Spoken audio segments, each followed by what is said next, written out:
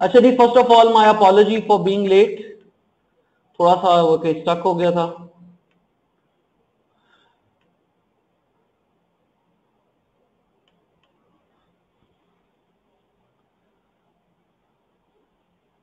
करें जी class start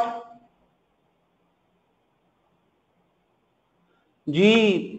Kazmi का जवाब आया, सब लोग जरा एक दफा यस या जी कर दें तो मैं बस में स्टार्ट करूं बिस्मिल्लाह रहमान रहीम करके। ठीक है बेटे, सो हम स्टार्ट करते हैं। काजमी ये ताहिर से कहना कि वो रिकनेक्ट करे।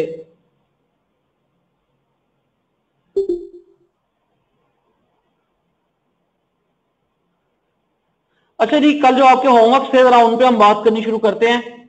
होमवर्क बताइए, वहां कौन कौन सा होमवर्क था बेटा? पहले हैंडबुक क्या बताइएगा।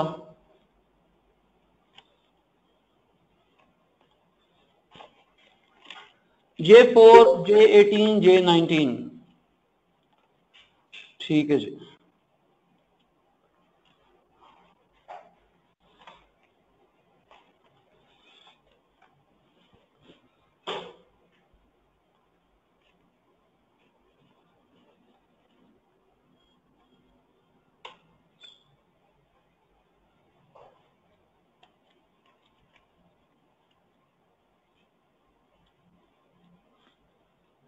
ठीक,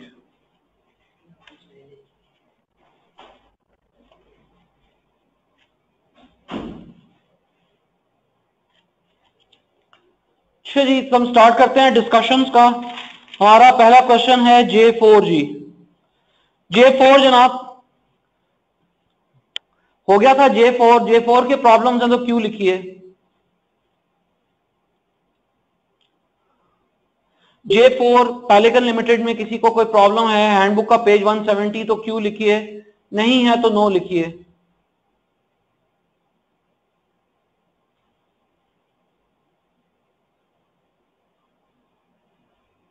जी बेटा, फिर दोबारा पूछ रहा हूं, J4 में किसी को प्रॉब्लम है तो क्यों लिखिए, नहीं है तो नो लिखे। मान की तरफ से नो आ गया है, बाकी इफ्रा भी नो। ठीक, नेक्स्ट कौन सा था माम J4 के बाद? करवा दें, अहमद शिराज क्या करवा दें बेटा?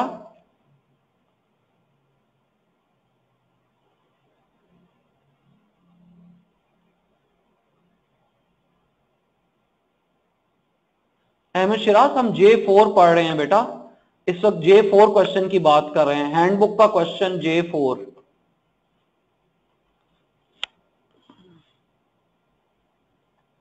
Skyline limited.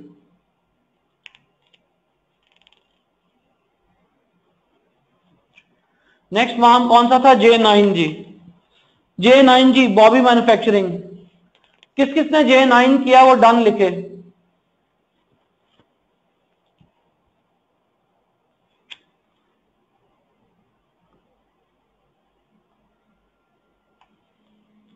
इमाद ने किया है, इफ्रा ने किया है, और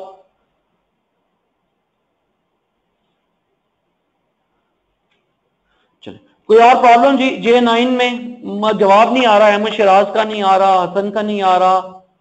माम ने नहीं किया तो वो नो बताए कि उसने नहीं किया।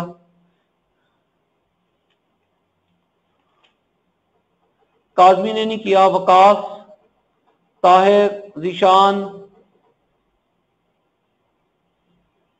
अच्छा चले, J9 में किसी ने कुछ पूछना है तो क्यों लिखे, नहीं पूछना तो मैं आगे चलता हूं।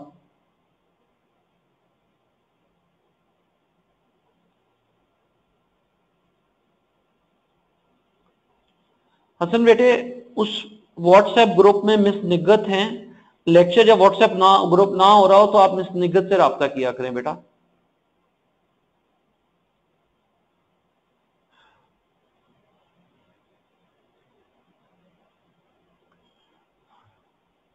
हाँ जी माम, तीसरा क्वेश्चन कौन सा था? Anyone in the class, question bank का तीसरा सवाल कौन सा था?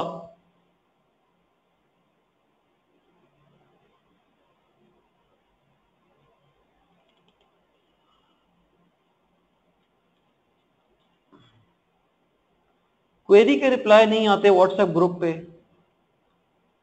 नहीं काजी, मेरा नहीं ख्याल कैसा है बेटा। अगर आज नहीं मैं देख सका, वरना मैं देख लेता हूं उसको, और जो क्वेरी हो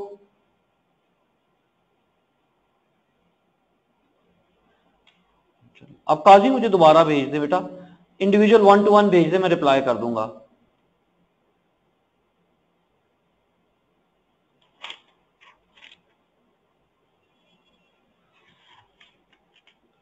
J18 जी, J18 के प्रॉब्लम जी।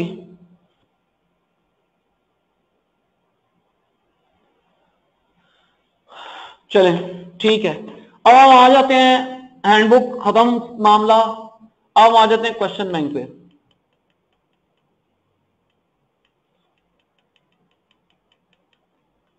क्वेश्चन बैंक इस वक्त स्क्रीन पे आपके सामने है। अब तरतीब से सारे सवाल एक एक करके हम बात कर लेते हैं, ताकि कोई जो भी इश्यूज हो वो हैंडल हो जाए। जी क्वेश्चन नंबर 10.1, अब जिसको प्रॉब्लम होगा वो क्यू लिखेगा, बाकी लोग चुप रहेंगे।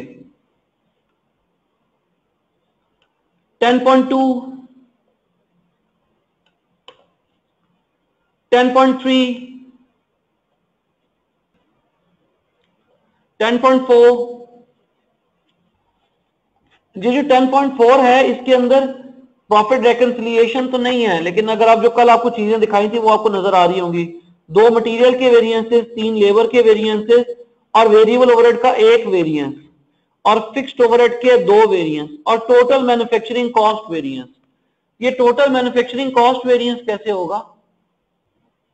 काजमी ने भी यही पूछ लिया है। चलें ठीक है काजमी, लेट एनीवन आंसर। जी बेटा ये टोटल मैन्युफैक्चरिंग कॉस्ट कैसे निकलेंगे?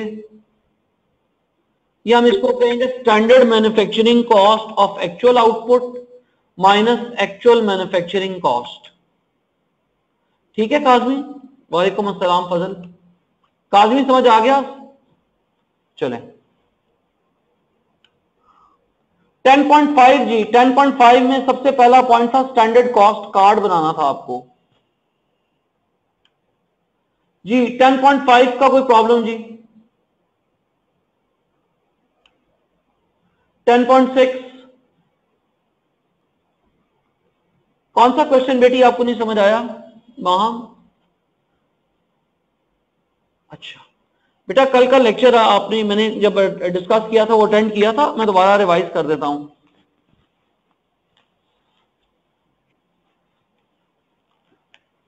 ये सवाल होना था बेटा अंडर अप्लाइड और ओवर अप्लाइड के फॉर्मूले से। मैं दोबारा आपके साथ मिलकर कर, अंडर और over applied FOH will be equal to applied FOH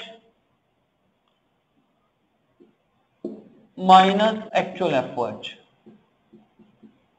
और अप्लाइड FOH बराबर होते हैं बेस, और बेस हमेशा एक्चुअल होती है, multiply by rate minus actual. अब हमारे पास इसमें अंडर अप्लाइड और ओवर अप्लाइड है। क्वेश्चन में बताया हुआ है कि हमारे जो ओवरहेड्स हैं वो अंडर अप्लाइड है 46,400 से, अगर मुझे सही याद है तो। जी अप्लाइड एफओएच को एब्जॉर्ब्ड एफओएच कहते हैं। हाँ जी 46,400 से अंडर अप्लाइड है, इसलिए नेगेटिव में आ जाएगा। इफरा ने लास्ट टाइम इस पे काफी वो डिस्कशन की थी। और बेस में, हमारे बेस में आर्स हैं एक्चुअल, तो हमारे एक्चुअल डायरेक्ट लेबर आर्स हैं 48,000, मल्टीप्लाई बाय रेट हमने कैलकुलेट करना है, माइनस हमारे एक्चुअल एफओएच है कितने, मेरे पास स्क्रीन पूरी नहीं आ रही, अमाउंट लिखिए 6,80,000। तो इसको उधर ले आए तो आपके अप्लाइड एफओएच वो बराबर हो गए 6,33,600, और इनको डिवाइड कर देंगे 48,000 से, तो आपका रेट आ जाएगा। जी मैम अब आप बताइए, अगर अभी भी कंफ्यूजन है तो आपका माइक लिख दें, मैं माइक ऑन कर दूंगा।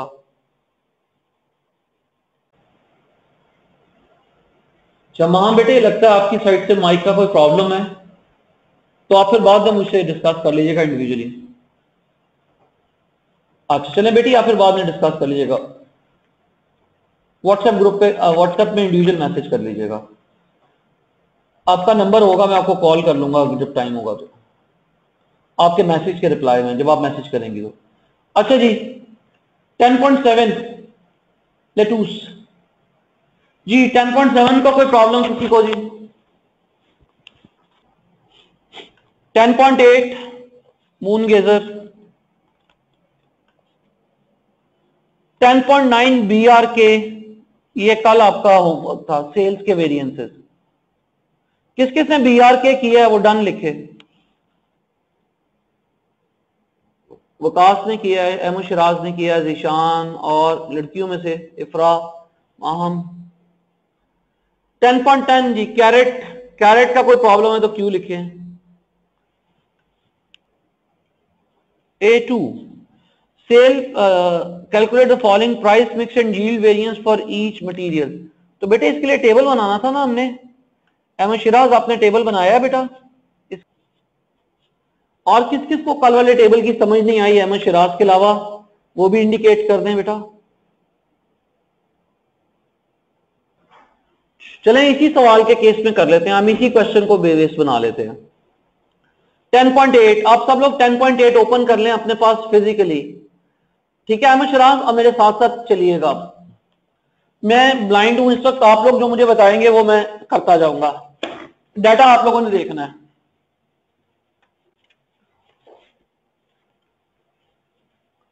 और सब लोगों ने एक दूसरे का चेक भी रखना है कि कोई गलत ना बता दे।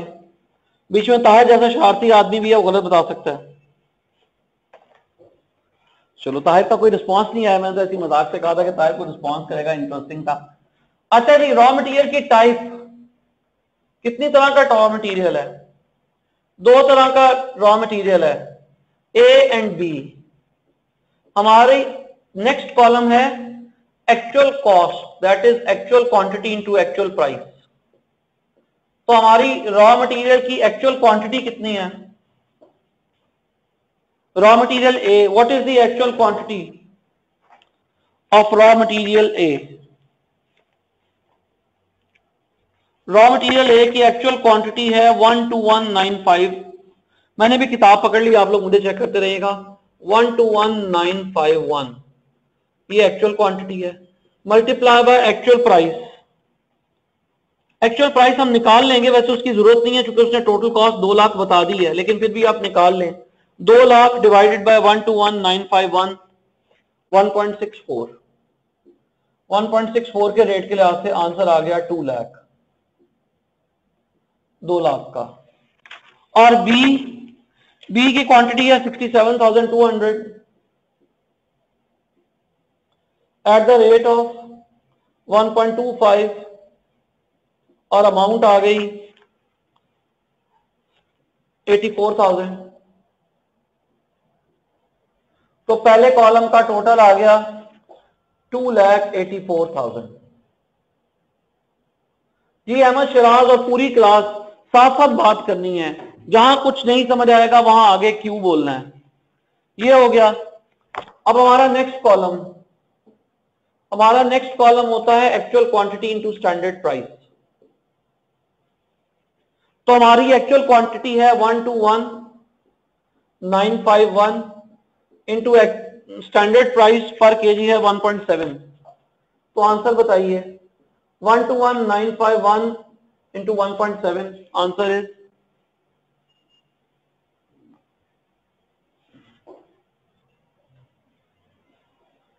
207,317, 207,317। और बी की actual quantity 67,200 into standard price B की है 1.2, तो आंसर है 80,640। तो इन दोनों का टोटल आ गया 207,317 प्लस 80,640,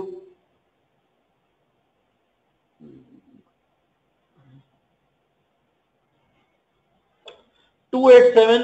अब दो जवाब आए हैं, 287,957 है कि 937 है? 287,957,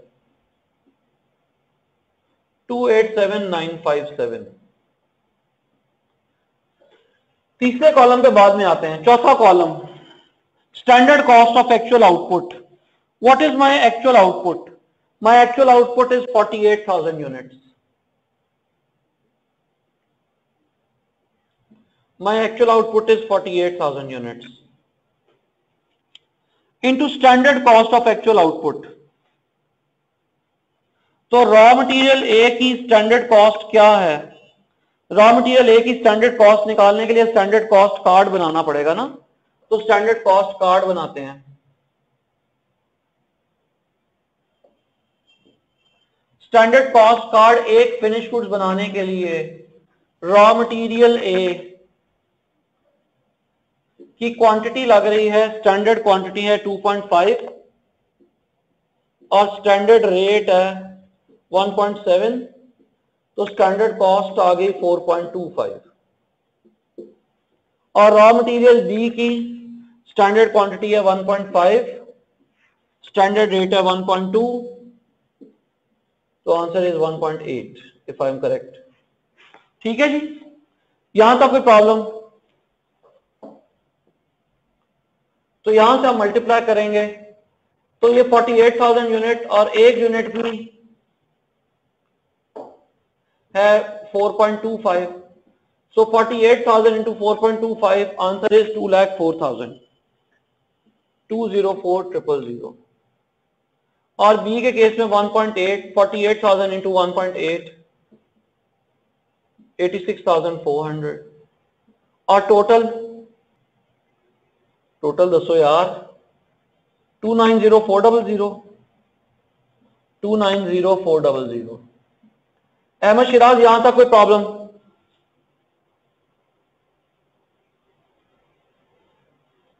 फिर हम सरप्राइज ना बेटे, आपको क्या प्रॉब्लम आ रही है देखते हैं। अगला कॉलम है टोटल एक्चुअल क्वांटिटी, उसके लिए जमा करेंगे total actual quantity of raw material 121,951 और 67,200। इसको जमा करें तो टोटल एक्चुअल क्वांटिटी क्या आ गई रॉ मटेरियल की? 121,951 plus 67,200, 189,151, 189,151। Total actual quantity in standard proportion. Standard proportion आती है स्टैंडर्ड कॉस्ट कार्ड से, तो स्टैंडर्ड कॉस्ट कार्ड में प्रोपोर्शन है 2.5/4 और इसकी प्रोपोर्शन है 1.5/4।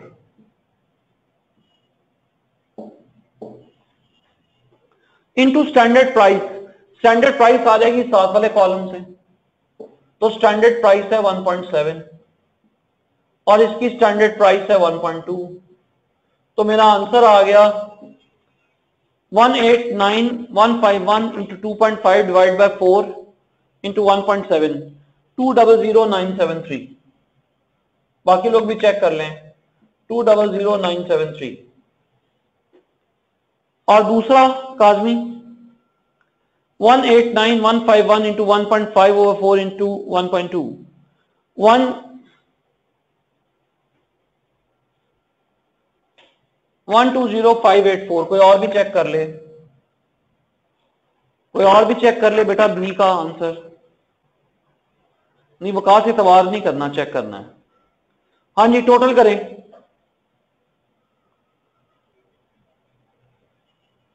टोटल करो यार। हाँ, ये गलत है ना, फिर मुझे नजर आ रहा था कि ये गलत है, मेरी कॉमन सेंस कह रही थी कि ये गलत है, इसलिए मैं आप लोगों से कह रहा था।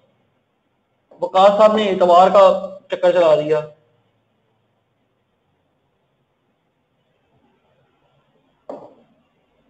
जी, सो 85,117 ऐड करें, बहुत ज्यादा वेरिएशन आ रही थी ना, तो आंसर आ गया 286,091। बस दैट्स इट। इससे आगे तो Ahmad Shiraz just plus minus है।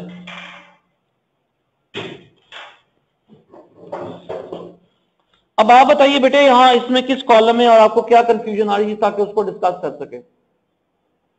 थर्ड कॉलम का नाम टेबल में पढ़े ना, total actual quantity in standard proportion at standard price. Ahmad Shiraz याद तो प्रैक्टिस से रहेगा ना, तो आप मुझे कहते हैं मैं आपको सिर्फ थर्ड कॉलम करवा देता पूरा सवाल करने के बजाय। चलें आगे चलते हैं बेटा। 10.10 के बाद नेक्स्ट, अच्छी बात है बेटा, शाबाश, अच्छी बात है। चलें 10.11, ये मैंने अभी आप लोगों को जाजिद साहब के थ्रू मैसेज दिया था कि आप लोगों ने अटेम्प्ट करना है हेक्सा लिमिटेड। किस किस ने अटेम्प्ट किया है? किसी ने नहीं किया? चले हमें शिराज ने तो नहीं किया। इसके अंदर एक टाइपिंग एरर है, वो टाइपिंग एरर सबका नोटेड है?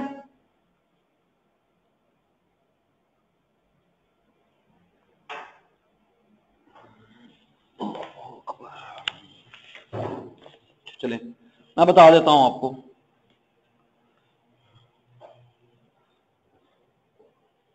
ये जो है 16,000 ये फिक्स्ड ओवरहेड्स की अमाउंट है और मटेरियल यूजेज की अमाउंट है -6,000। लेबर रेट की यही अमाउंट है।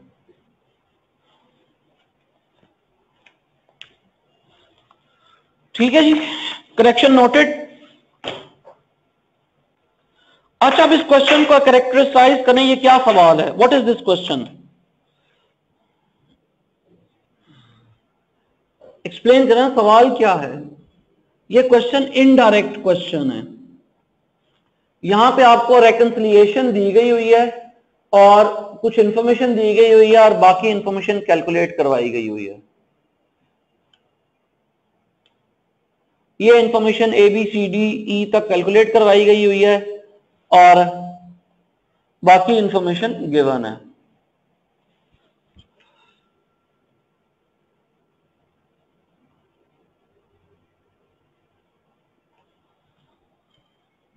रिवर्स वर्किंग, हाँ जी, ये रिवर्स वर्किंग का सवाल तो है, लेकिन हमें पहले पता होना चाहिए कि हमारे बजटेड प्रॉफिट और एक्चुअल प्रॉफिट में डिफरेंस कितनी वजह से आता है। हमारे बजटेड प्रॉफिट और एक्चुअल प्रॉफिट में डिफरेंस कितनी वजह से आता है? जी, कोई जवाब नहीं किसी का? शाबाश, 5 reason, very good. Cell, direct material, direct labour, variable FOH और फिक्स्ड FOH।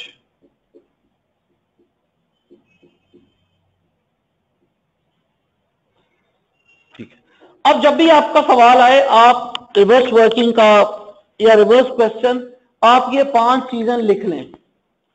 उसके बाद आप इन 5 चीजों के बारे में सवाल शुरू करने से पहले कोई ना कोई एक बेसिक कंक्लूजन ड्रॉ करें, एक या एक से ज्यादा।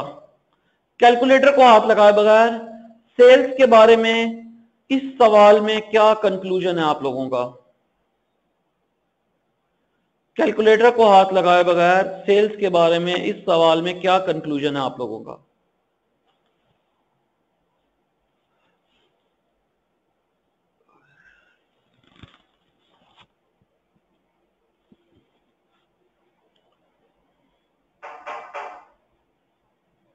No need of cell, great, sales की जरूरत ही नहीं है। सेल्स नहीं करेंगे आदमी तो प्रॉफिट कितों आएगा? खोते।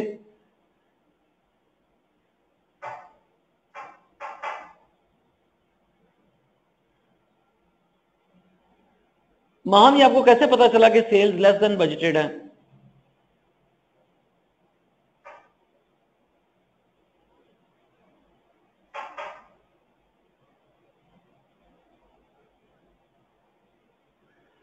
BF is less than actual,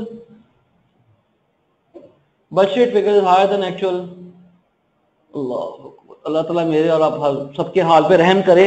sales के बारे में कंक्लूजन ये है कि सेल्स का कोई वेरिएंस नहीं है, काजमी कोई वेरिएंस नहीं है।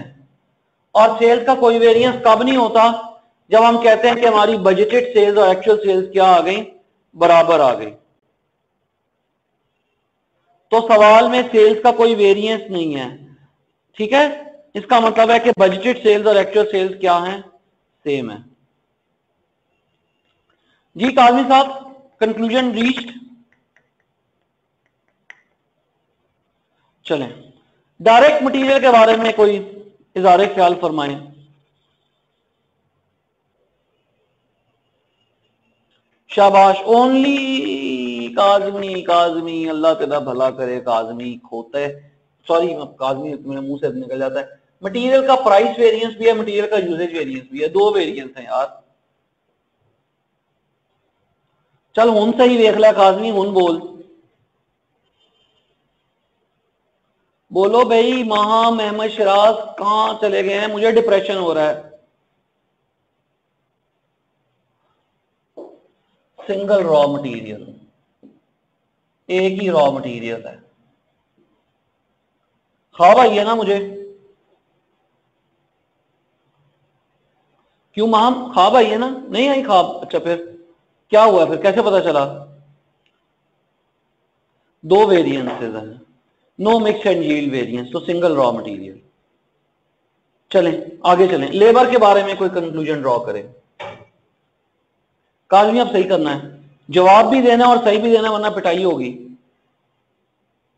शाबाश, इमाद ने जल्दी का जवाब दे दिया। No idle time, hours paid hours work के बराबर है, कोई आइडल टाइम वेरिएंस नहीं है। चलें जी, वेरिएबल ओवरहेड के बारे में कुछ इज़हारे ख्याल फरमाएं। No variable overhead variance, variable overhead है ही नहीं। ठीक है, हम मासूम बन जाएंगे। शाबाश अहमद शराज, हम कहेंगे इस कंपनी के कोई वेरिएबल ओवरहेड है ही नहीं। सेल्स तो नहीं हो सकता था ना, सेल्स तो होगी। हाँ ये हो सकता है, वेरिएबल ओवरहेड नहीं है। अब सवाल का यॉर्कर है फिक्स्ड ओवरहेड के बारे में, या फिक्स्ड ओवरहेड से क्या कंक्लूजन ड्रॉ होगा? जिशान, फजल, शाबाश। फिक्स्ड ओवरहेड का एक ही वेरिएंस है, और जब फिक्स्ड ओवरहेड का एक ही वेरिएंस होता है तो वो एक्सपेंडिचर वेरिएंस होता है। और फिक्स्ड ओवरहेड का एक ही वेरिएंस तब होता है जब कंपनी का कॉस्टिंग सिस्टम होता है मार्जिनल कॉस्टिंग। जब कंपनी का कॉस्टिंग सिस्टम होता है मार्जिनल कॉस्टिंग, तो एक ही वेरिएंस होता है एक्सपेंडिचर। शाबाश काजमी, तो होता है। पिछली खताओं की माफी होगी काजमी। जी जनाब, यहां तक कोई प्रॉब्लम तो क्यों लिखिए।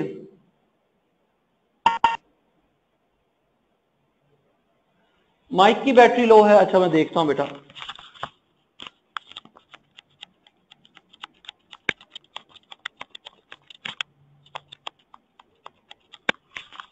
जी काजमी, कुछ आवाज बेहतर हुई? अच्छा चलें जी। जी बेटा, अब जब आप लोगों को इनडायरेक्ट सवाल आए और आप ये इस तरह के 5 कंक्लूजन्स ड्रॉ कर लें, तो that is really good for you. अब आपके लिए सवाल हल करना बहुत आसान है। Now there is no challenge left in the question.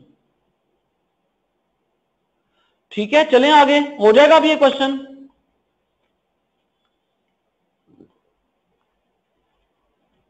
चलें ठीक है जी, आगे चलते हैं।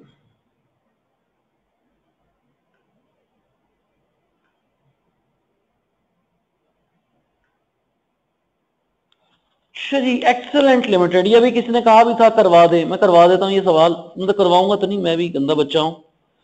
ठीक है जी, लेकिन मैं असल आपको हिंट कर दूंगा कि ये आपने कैसे करना है।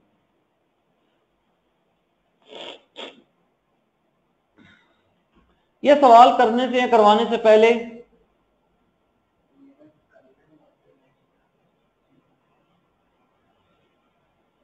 ठीक देख लो, ये सवाल करने से पहले मैं आपके से और रिवर्स क्वेश्चन पूछता हूं।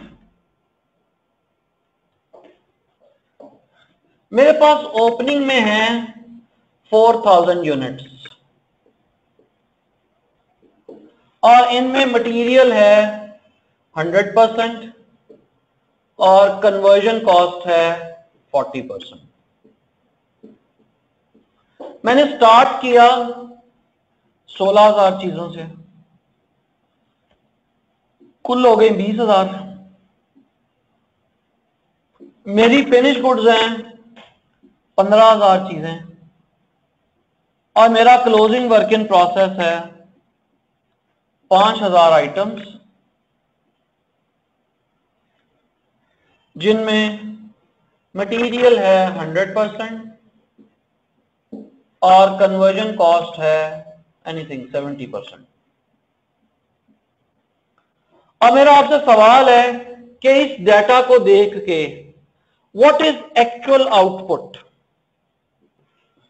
इस डेटा को देख के what is actual output. Ahmad Shiraz, आपका क्या ख्याल है कि स्टार्ट पे लगा होगा बेटा कि नहीं? मैं आपका ख्याल पहले पूछना चाहता हूं और उस ख्याल की वजह भी पूछना चाहता हूं। ख्याल की वजह भी बताइए अहमद शिराज।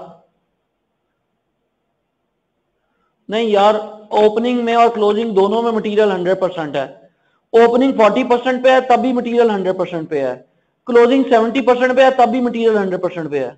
इसका मतलब है इस कंपनी में मटेरियल कब लग जाता है? शुरू पे ही लग जाता है। Got my point? चलें, अच्छा जी, अहमद शिराज से पहले जिशान ने जवाब दिया जो कि गलत जवाब था। मैंने आपसे पूछा इस कंपनी की एक्चुअल आउटपुट कितनी है, ताहिर का जवाब भी गलत जवाब है, काजमी का जवाब भी गलत जवाब है। एक आध सेकंड और, फजल का जवाब भी गलत जवाब है। शायद सही हो फजल का, मैं चेक करता हूं। अच्छा, फजल का और ताहिर का चेक कर लेते हैं। पॉइंट ये है बेटा कि जब भी सवाल में आपके पास, अब ये बात याद रखनी है, जब भी सवाल में आपके पास वर्क इन प्रोसेस एग्जिस्ट करेगा तो सवाल में जो आपकी एक्चुअल आउटपुट है वो आप कंप्यूट करेंगे जैसे हम प्रोसेस कॉस्टिंग में फाइफो में इक्विवेलेंट प्रोडक्शन कंप्यूट करते थे, वैसे करेंगे। इसका मतलब है अब इस सवाल में एक्चुअल आउटपुट मटेरियल की अलहदा कंप्यूट होगी और कन्वर्जन कॉस्ट की अलहदा कंप्यूट होगी, क्योंकि मटेरियल की इक्विवेलेंट प्रोडक्शन अलहदा है और कन्वर्जन कॉस्ट की इक्विवेलेंट प्रोडक्शन अलहदा है।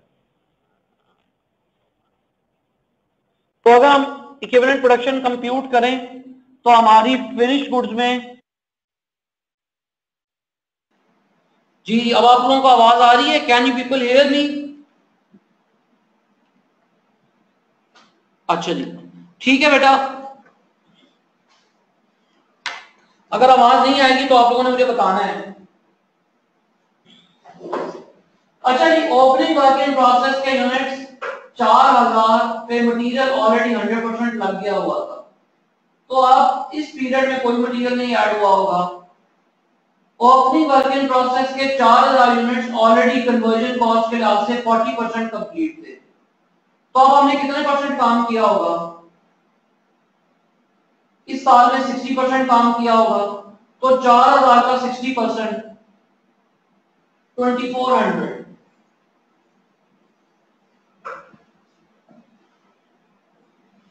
प्लस जो करंट पीरियड में 11000 यूनिट शुरू किए वो पूरे कर लिए, तो इक्विवेलेंट प्रोडक्शन के लिहाज से मटेरियल का भी 11000 और कन्वर्जन कॉस्ट का भी 11000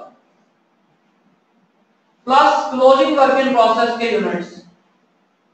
क्लोजिंग वर्क इन प्रोसेस के जो 5000 यूनिट्स हैं उन पे इस पीरियड में 100% मटेरियल कॉस्ट इनकर हुई है, तो अगर 100% मटेरियल कॉस्ट इनकर हुई है तो 5000 ऐड कर देंगे,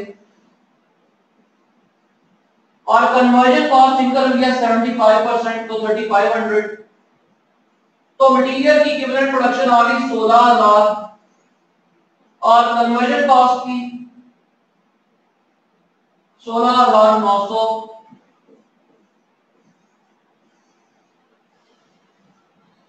जी बेटा, अब इसका मतलब क्या है? इसका मतलब ये है, जी बताएंगे इसका मतलब क्या है? आप में से कोई इसका मतलब समझाए मुझे। इसका मतलब यह है कि जब हम मटेरियल के वेरिएंसेस कंप्यूट करेंगे तो एक्चुअल आउटपुट लेंगे 16000, और जब लेबर, वेरिएबल ओवरहेड्स और फिक्स्ड ओवरहेड्स के वेरिएंसेस कंप्यूट करेंगे तो एक्चुअल आउटपुट लेंगे 16900। जी किसी को इस बात पे कोई प्रॉब्लम? ये बात समझ आ गई है जी? जिशान आपको भी समझ आ गई है बेटे? क्योंकि ये सवाल आपने पूछा था जीशान। चलो ठीक है बेटा, अब हम देखते हैं, अगर ये बात समझ में आ गई है तो हम क्वेश्चन बैंक पे आते हैं। ये जो क्वेश्चन बैंक में हमारा क्वेश्चन है 10.12, हाँ मैंने एक मिनट बोलना बंद कर दिया था यार, मैं सेटिंग कर रहा था। अब आवाज आ रही है काजमी? नहीं काजमी साहब डरे नहीं, अच्छी बात है, इंडिकेट कर दिया करें। चलिए इस सवाल में ना, ये सवाल में थोड़ी सी एक ICAP ने एक कंफ्यूजन क्रिएट की है। आप अगर देखिए तो क्या इस सवाल में वर्क इन प्रोसेस एग्जिस्ट करता है?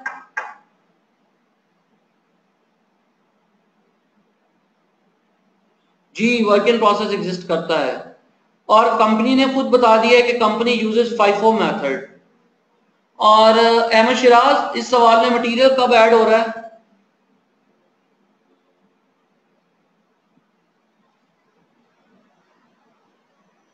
स्टार्ट पे ऐड हो रहा है, क्वेश्चन में लिखा हुआ है all material at beginning.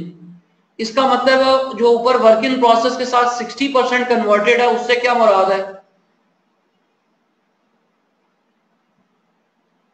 60% conversion cost. और जो क्लोजिंग वर्क इन प्रोसेस का 50% है, 50% कन्वर्जन कॉस्ट। तो एक तो हमें यह समझ आ गया कि हमने इस सवाल में एक्चुअल आउटपुट कंप्यूट करनी पड़ेगी इक्विवेलेंट प्रोडक्शन के तरीके से। डन। ये वैसे ICAP ने आपको खुद भी बता दिया है, ये देखिए क्वेश्चन की पहली रिक्वायरमेंट पड़ी है, तो उसने आपसे कहा है prepare quantity and equivalent production schedule. इसका मतलब है कि एग्जामिनर ने आपको खुद गाइड कर दिया है।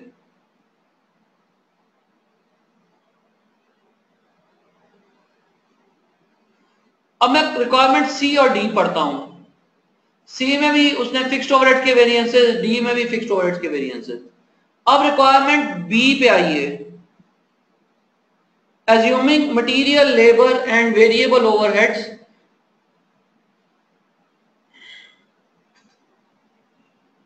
नॉर्मल कैपेसिटी बेटा 45,000 है,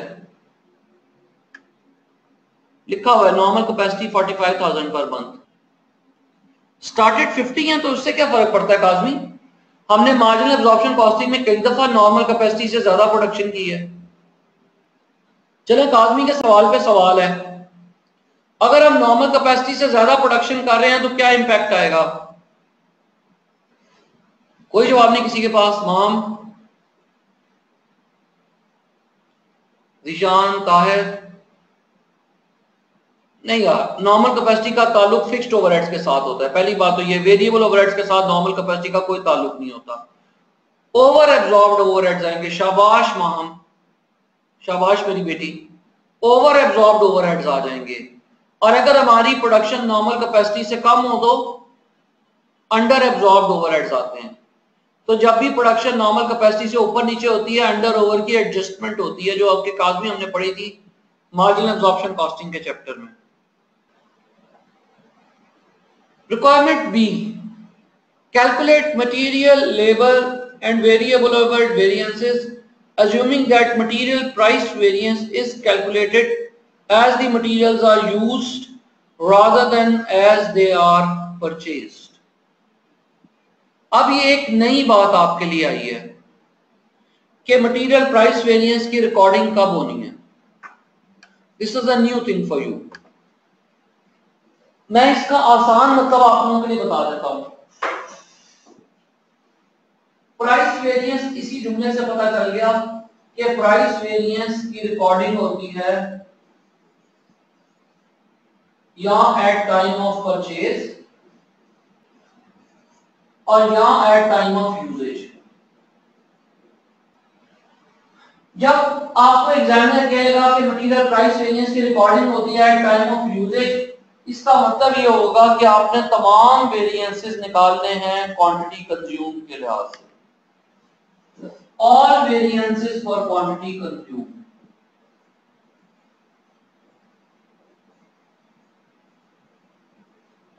जी किसी को यहां तक कोई प्रॉब्लम? और अगर एग्जामिनर कहे कि मटेरियल प्राइस वेरिएंस रिकॉर्ड होता है eight the time of purchase, इसका मतलब यह है कि आपने अज्यूम करना है कि आपने क्लोजिंग इन्वेंटरी को स्टैंडर्ड कॉस्ट पे मेजर करना है। जी बेटा, ये वही सिचुएशन है जो मटेरियल के वेरिएंसेस में पड़ी थी, ठीक है, लेकिन वहां पे इन अल्फाज के साथ नहीं उसको पढ़ा था, इसलिए मैंने आज वो अल्फाज दोहरा दिए हैं। जी माम, इफ्रा, हसन, फजल, किसी को कोई वकास जब आई कैप कहेगा बेटे मेरी बेटी, इसीलिए चूंकि उसने कहा है 5 तो इसलिए तो उसने कहा है कि प्राइस वेरिएंस यूजेज के टाइम पे आता है।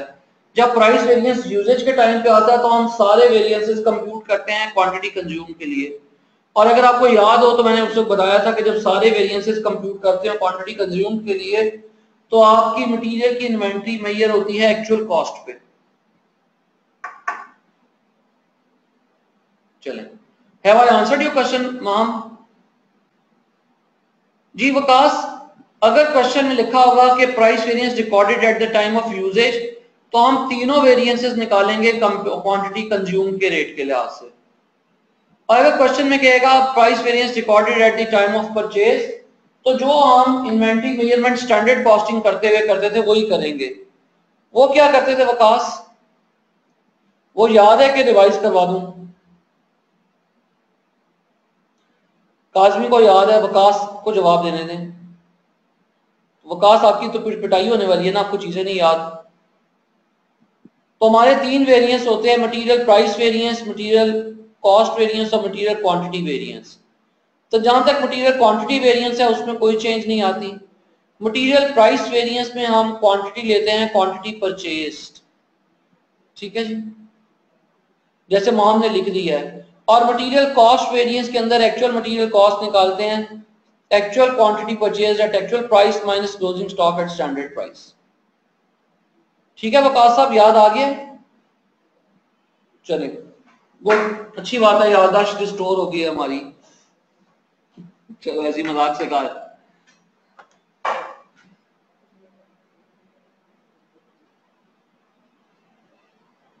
चलें आगे जनाब, अब ये सवाल हो जाएगा।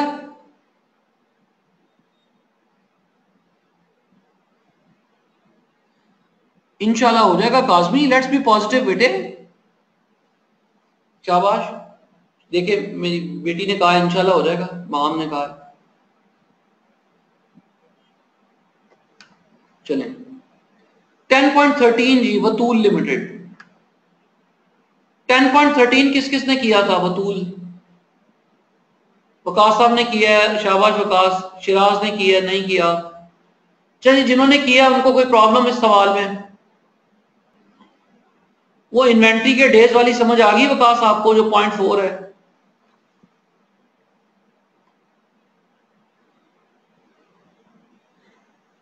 किसी और ने कुछ पूछना हो तो क्यों लिख दे, वरना मैं आगे चलता हूं। शाबाश ताहिर।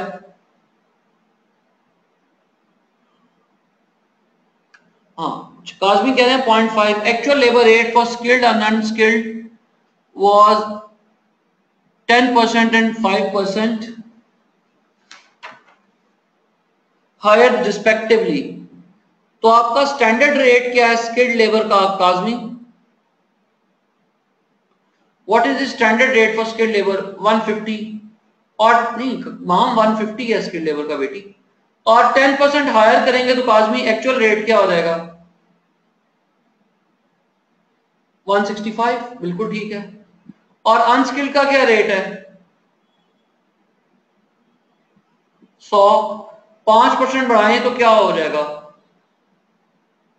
105। ठीक है काजमी, समझ आ गया बेटा? यार ताहिर, वेरिएंस एडवर्स होता है, रेट तो एडवर्स या फेवरेबल नहीं होता। हाँ ये आपकी ऑब्जर्वेशन ठीक है ताहिर, कि इसकी वजह से आपका लेबर का रेट वेरिएंस एडवर्स आएगा। ठीक है जी। काजमी कुछ और पूछना है? जी 10.14 कोई प्रॉब्लम किसी को तो क्यों लिख दे। ताहिर ने कर लिया, शाबाश। कोई प्रॉब्लम आई है ताहिर? और किस किसने की है?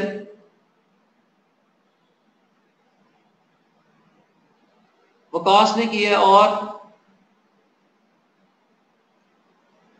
चलें इफरा ने किया, शाबाश। अब आइए 10.15 जी, 10.15 किस किस ने किया है वो यस लिखे।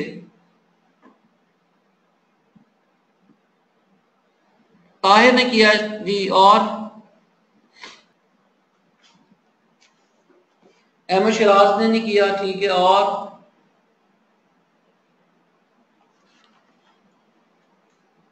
चलें जिन्होंने किया उनको कोई प्रॉब्लम इस क्वेश्चन में तो बताइए। चलें बेटा, इस तरह हमने स्टैंडर्ड कॉस्टिंग के क्वेश्चन बैंक के, प्रोबेबली स्टैंडर्ड कॉस्टिंग का क्वेश्चन बैंक हमारे पूरे क्वेश्चन बैंक का सबसे बड़ा क्वेश्चन बैंक है। तो हमने स्टैंडर्ड कॉस्टिंग के क्वेश्चन सारे कर लिए हैं जी। पूछिए ताहिर।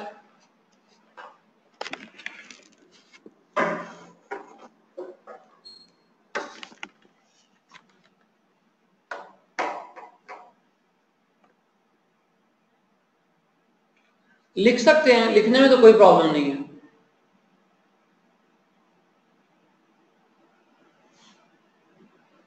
जी, और जी, और कोई problem?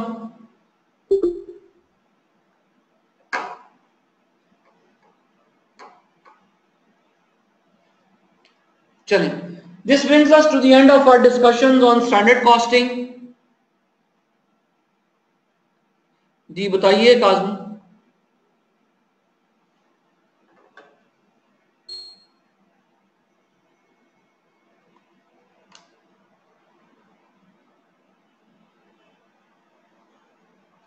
There are different ways of allowing for idle time in standard cost. Question method 1 included in idle time, question 2। Kazmi इसमें सवाल क्या है?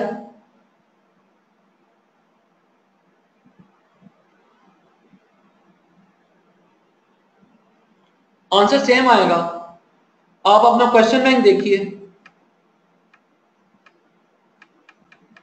काज़मी मुझे 1 मिनट दें बेटा।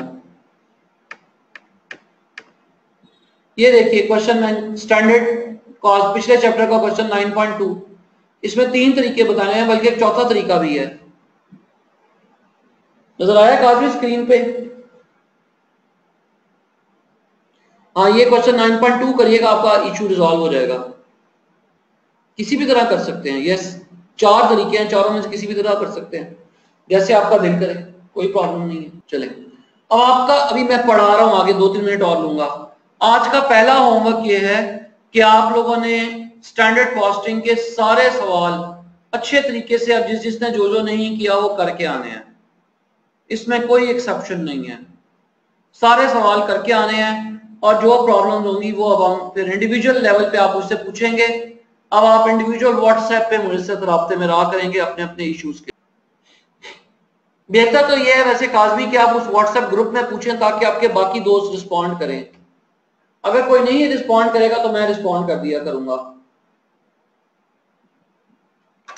ठीक है? चलें, ठीक है बेटा। अब हम ना इससे आगे बात को बढ़ाते हैं। मैंने आपको एक होमवर्क देना है स्पेसिफिकली। वो होमवर्क ये है कि आप लोगों ने हैंडबुक निकाल लें। हैंडबुक ये आपके सामने है, हैंडबुक का पेज 262। इस सफे पे एक टेबल बना हुआ है, ये ऊपर टेबल है और नीचे इसके ग्राफ है। आप लोगों ने ये टेबल गोल के पी के आना है, मीन सिर्फ समझ के आना है कि आपको ये टेबल टिप्स पे जुबानी याद हो, और इसी टेबल की बेस पे ये ग्राफ बना है, ये ग्राफ भी आपको याद हो, ठीक है जी? मतलब समझ है, याद नहीं, रट्टा नहीं लगाना, समझ आई हुई हो। तो ये टेबल और ये ग्राफ आप लोगों ने समझ के आने हैं। तो रेगुलर क्लास ऑफ है, मैंने स्पेशल क्लास वालों से 1-2 मिनट एक बात करनी है। सो रेगुलर क्लास मेरी तरफ से ऑफ है, कोई जाना चाहे तो अल्लाह हाफिज है। स्पेशल क्लास वालों से जरा 1-2 मिनट चाहिए। सो रेगुलर क्लास अल्लाह हाफिज जी। स्पेशल क्लास वाले दोस्त मौजूद हैं जी? चले, क्वेश्चन अब हम 4th चैप्टर कर रहे थे, मार्जिनल एब्जॉर्प्शन कॉस्टिंग। 4.1 किया है? कोई प्रॉब्लम है तो क्यों लिख दें, नहीं है तो बस चुप रहें। 4.2 जी, 4.3 जी। जी वकास बताइए क्या प्रॉब्लम है? फजल ने कर लिया है। ताहिर ने कर ली है जी। वकास का इशू में इंतजार कर रहा हूं बेटे। इसकी ट्रीटमेंट ये होगी कि आप अपनी actual variable cost per unit increase कर देंगे। ये जो मार्जिन एब्जॉर्प्शन कॉस्टिंग कर रहे हैं Waqas, margin absorption costing past के लिए भी हो सकती है और फ्यूचर के लिए भी हो सकती है। आप बताइए इस सवाल में हम मार्जिन एब्जॉर्प्शन कॉस्टिंग पास्ट के लिए कर रहे हैं कि फ्यूचर के लिए कर रहे हैं? वकास, हम पास्ट के लिए ये सवाल हल कर रहे हैं, फ्यूचर के लिए कर रहे हैं? पास्ट के लिए कर रहे हैं। फजल ने सही कहा, क्योंकि एक्चुअल डाटा गिवन है। तो वकास, एक्चुअल डाटा कब गिवन होता है? एक्चुअल तो हमेशा पास्ट होता है ना। हमें एक्चुअल ऑपरेटिंग रिजल्ट्स गिवन है, तो अगर एक्चुअल हमेशा पास्ट होता है तो ये पास्ट के लिए सवाल कर रहे हैं। अगर ये सवाल फ्यूचर के लिए कर रहे होते तो बजटेड कॉस्ट लेते। अब ये सवाल पास्ट के लिए कर रहे हैं तो एक्चुअल कॉस्ट लेंगे। आपकी एक्चुअल वेरिएबल कॉस्ट 1,20,000 रुपए से बढ़ गई है और आपकी एक्चुअल प्रोडक्शन है 24,000, तो इसका मतलब है आपकी एक्चुअल वेरिएबल कॉस्ट 5 रुपए से बढ़ गई है। आपकी एक्चुअल वेरिएबल कॉस्ट 110 रुपए की बजाय 115 रुपए हो गई है। अब आइए 4.4 जी। 4.4 में किसी दोस्त को कोई प्रॉब्लम? किस किस ने 4.4 किया है? फजल ने किया है और वकास ने किया है। अच्छा, नहीं किया तो अहमद शिराज कर लेना। जिन्होंने किया उनको कोई प्रॉब्लम? इस क्वेश्चन की खास बात क्या है? हर सवाल जो मैं करवा रहा हूं उसके अंदर कोई खास बात है ना। इस सवाल की खास बात क्या है और वो खास बात कैसे पता चलेगी? हाँ, फाइफो तो है, लेकिन खास बात क्या है? खास बात यह है कि period to period cost vary कर रही है। आमतौर पे मार्जिनल एब्जॉर्प्शन कॉस्टिंग के सवालों में period to period cost vary नहीं करती, सेम रहती है। इस सवाल में period to period cost vary कर रही है, इसीलिए तो फाइफो सिस्टम लाने की जरूरत पेश आई। सिस्टम आते ही तब हैं जब कॉस्ट वेरी करती हैं। अगर कॉस्ट सेम रहे तो फिर सिस्टम लाने की कोई जरूरत नहीं है। समझ आ गई सबको? अब आगे आइए 4.5 मज़ाहिर। किसी ने किया ये? ये आपका आज का पहला होमवर्क है और 4.6 आपका आज का दूसरा होमवर्क है। ठीक है जी। 4.5 और 4.6 आप लोगों ने करके लाना है। किसी ने कुछ पूछना है तो क्यों लिख दे, अदरवाइज मेरी तरफ से अस्सलाम वालेकुम एंड अल्लाह हाफिज। इंशाल्लाह बशर्ते जिंदगी कल मुलाकात होगी। 4.5 एंड 4.6। अल्लाह हाफिज जी। अस्सलाम वालेकुम वरहमतुल्लाह।